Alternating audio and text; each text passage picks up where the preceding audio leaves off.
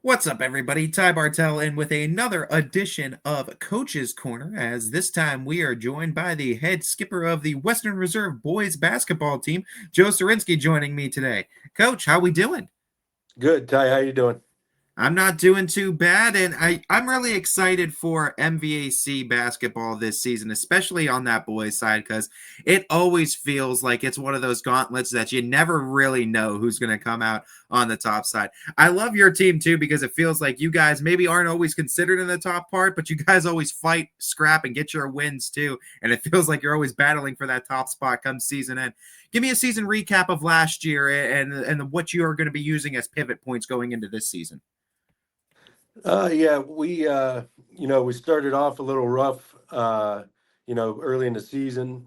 As the season went on, the guys really, kind of figured it out what we wanted to do. We made a little run there at the end of the season, made it to the district championship.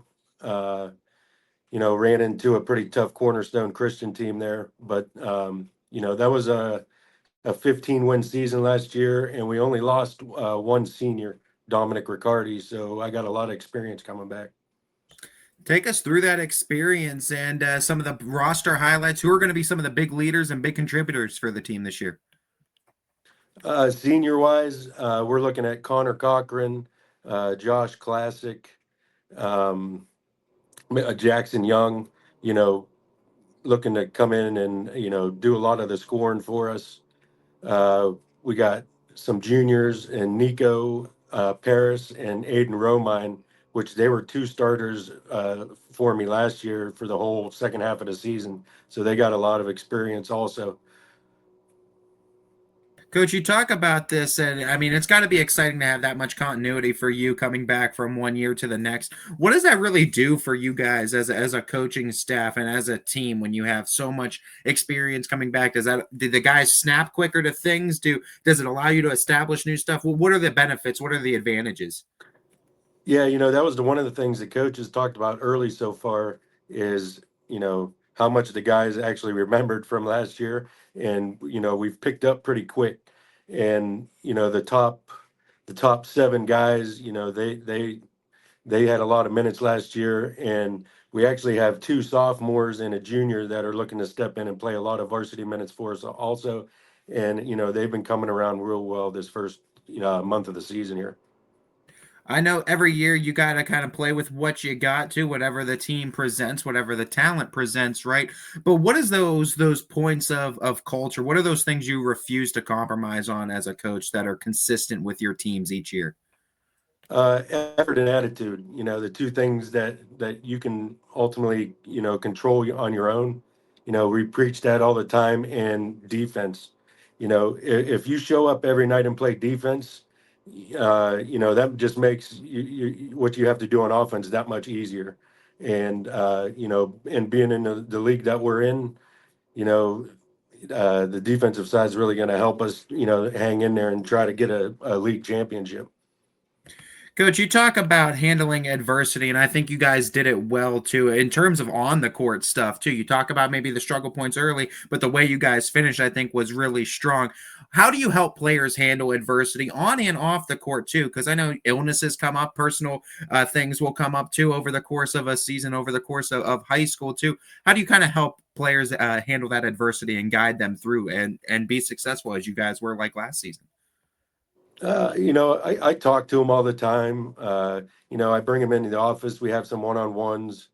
I feel like I'm pretty good at reading my team and kind of what they need, as far as, attitude wise, where we're at, or if a guy's struggling, kind of give him some words of encouragement. But, so far this year, the guys have been pretty good mentally. But we know once that season starts and you run into some, you know, bumps and bruises here and there, things can happen. So, we'll just take it day by day and go from there.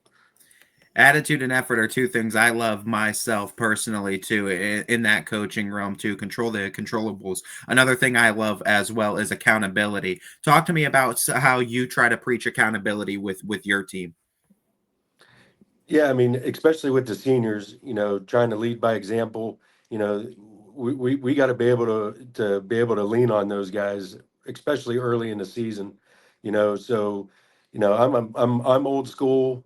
My coaches are old school, so we get on these guys pretty hard sometimes when they're not doing what they're supposed to. So some of them like it, some of it don't. But I think at the end of the day, they understand where we're coming from.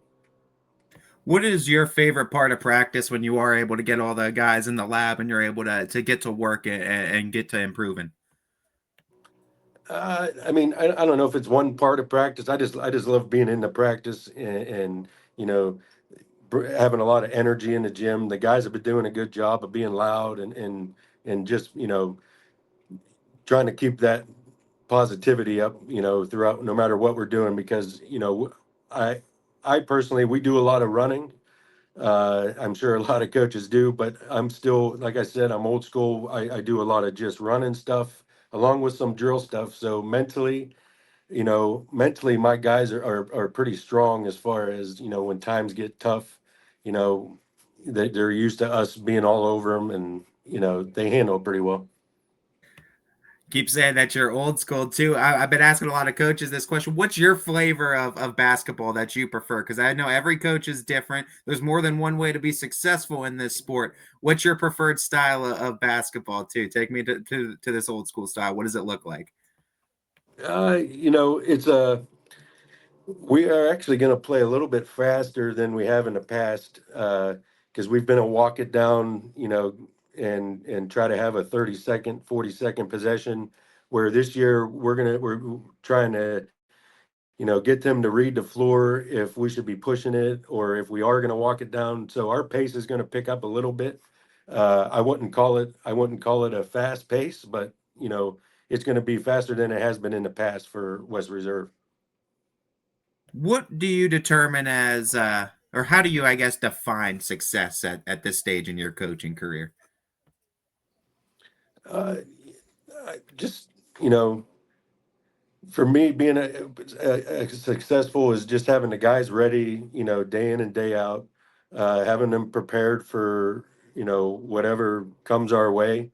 And obviously everybody wants to win, but I still have old guys that text me, they want to get in the gym and stuff like that. So that that that kind of makes me happy that they still want to be around it.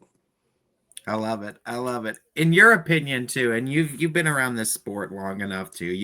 You've seen the good teams from the great too, and I feel like you've kind of gotten an eye for what that the separation and that looks like. For you, what does separate those teams, the good teams from the great teams that can make those tournament runs, win the conference, win districts? What does that separation look like? What is the difference in those teams? uh, as far defense and being able to handle the moment. Uh, every good team that you see in the district championships and the regionals down in state, they have great defense, and you got to have everybody on your team buy into that for to be that successful. And obviously you got to throw in, you got to be able to score the ball a little bit too to win those games late. But uh, I think this year we have a pretty good mix of scorers and guys that just want to dig in and play defense. So we're really looking to take that next step and trying to get that district championship back at West Reserve. It's been about 25 years. 25 years too long, right, coach? Yeah. It's time. It's time. Let's talk about the schedule a little bit. What do you foresee first and foremost out of that Scarlet side of the MVAC? What are some of these non-conference matchups that pop up on the schedule that you're kind of excited for to test you before that tournament? Yeah, non-conference wise, we have Gerard. We play them on a Saturday. They're going to be good. We have Columbiana. Todd, he does a great job with his guys. Every year they're a pretty good team.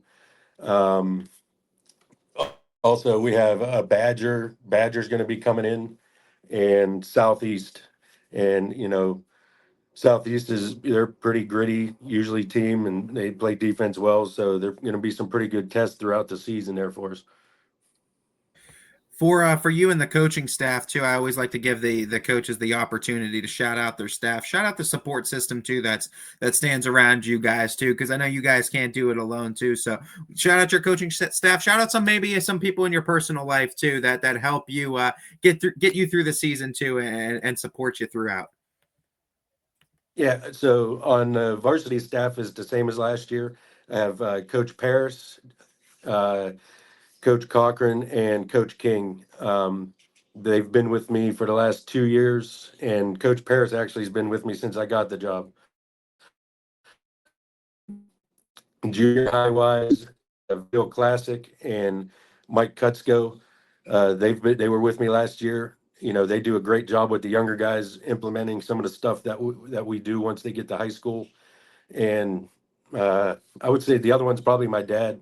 You know, I coached with him when I was younger. You know, he's the person I call after games at night. You know, when maybe it was a rough night or something. And you know, he's a pretty, if you know him, he's a pretty calm, collective dude. So he helps me get through some of them times. You talk about a lot of the continuity in the coaching staff too. We talked about it on the players side. How impactful is that for you in trying to establish and continue a culture and really try to get into what you're trying to build there? Yeah, it's huge. You know, you can't do it by yourself. There's, you know, so much stuff that a head coach has to take care of that, you know, if without those guys, there would be things that, you know, would never get attention to that, you know, these guys do a great job for me and I couldn't ask for anything more. I know how busy the winters are for you basketball coaches too, and oftentimes you guys are working in the school and you work another job. If you're not in the school, you work another job anyway. So talk to me. What do you think though from a fan's perspective, from an outsider's perspective? What do you think is one of the more misunderstood parts about coaching high school basketball that those fans don't understand, or maybe outsiders don't understand because they only see you 2 or 3 times a week for 2 hours? Yeah, so that's a good question. You know, I wish that you know the people I'm not even outside our community, people in our community, you know, just to trust us and what we're doing. And you know, sometimes we're gonna be rough on their kids, but you know, to just trust us and understand that we're doing the right thing for their student athlete. And you know, I treat them just like they're my own. You know, they're no different than my kid when they're on the court with me. Coach, one of my final questions for you, and it's a theme question I'm going with all the head coaches this year. It goes in beyond this sport a little bit. What moment, or do you have a moment or a specific time maybe that made you realize this job was more than just basketball? Uh, yeah, probably, you know, a couple years ago, one of our athletes, you know, his mother wasn't, you know, had some health issues. So, you know, being around that and seeing him the way he handled it, you know, it was awesome to watch. And, you know, you kind of, you know, a couple times I've sat down with him and talked to him, you understand that, you know, it's not just basketball. You know, there's always something going on in everybody's life that nobody knows about. And, you know, to be a coach and to be able to help them with some of those situations is, you know, that's the top of it all for me. Coach, I'm wishing you guys the best of luck this season. I'm a big fan and supporter of what you're doing and instilling over there. I'm excited for the next step of progression we're going to be seeing from these guys, too, that already had a very successful year last year. Best of luck again this season, and we'll be seeing you out there on the hardwood real soon. Thanks, Ty.